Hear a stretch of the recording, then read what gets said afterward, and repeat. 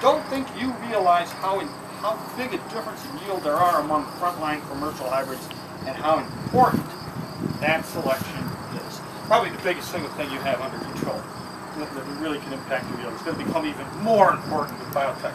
I'm pretty sure that's why you're here at the Syngenta Learning Center. You're trying to learn what some of this new stuff is. So hybrid, big effect. Now, I'm off the track here. I could go on and on about this stuff, as you might imagine. What I'm really going to talk about is wonder number 4, previous crop. I will tell you that you're giving up 25 bushels when you decide to grow corn on corn. And the question is, how can I use one of the other wonders to lessen or better yet alleviate that 25 bushel yield hit? Makes a lot of sense that I might be able to select the right hybrid and nitrogen combination because these factors have such big effects on yield to lessen that previous crop yield hit. Now, I won't have time to talk about it much, but I might also be able to chip away at that yield hit by one of these wonders below it. I'll talk a little bit about chemicals. Whatever your magic juice is in the chemical category for me. I mean, and today's magic juice is a foliar fungicide. I often see a greening effect, even in the absence of disease, that is positively associated with an increase in yield. What if I could, with a chemical treatment, get a yield increase and chip away at that yield penalty of continuous corn at the same time? I kind of get a double benefit.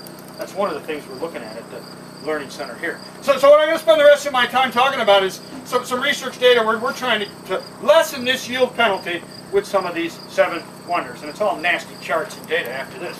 No more pictures. Actually, there's one more picture. But first of all, I'm going to look at weather and nitrogen on the previous crop impact. And let me do a little explanation here. It's corn or soybean is the previous crop. It's not soybean crop. Soybean is a previous crop. It's 3rd year corn, 2 different years, different rates of nitrogen fertilizer, looking at grain yield, and I'm showing you the average of a whole bunch of hybrids. And I'll show you the hybrids next. Now, my weather memory is always short, but in 2005, the weather in my area was garbage compared to 2006. I just didn't get the rain in July. And oh man, were my top end yields capped by the weather. If weather limited my yields, I'm unhappy to say there's no amount of wonder number 2, even number 2. There's no amount of number 2 that I could add to overcome the yield cap by the weather. It's the same problem you have going on right here in this crop. There's my 25 bushel yield hit due to continuous corn. And if the weather doesn't cooperate, there's no amount of N I can add to overcome it. Man, in 2005, if I was on continuous corn and I put 250 pounds of N down, I spent most of my time bitching about the weather. I mean, it was justified. And corn was worth less than $2 then too, so I mean, I could really do some serious bitching then. If you think about it. Okay. In 2006, I was blessed with just perfect rain in July. Pick any weather factor. You only have one. Pick rain in July, by the way, for high corn yields. you already knew that. But I get the rain in July, and oh man, does it boost my top end yield.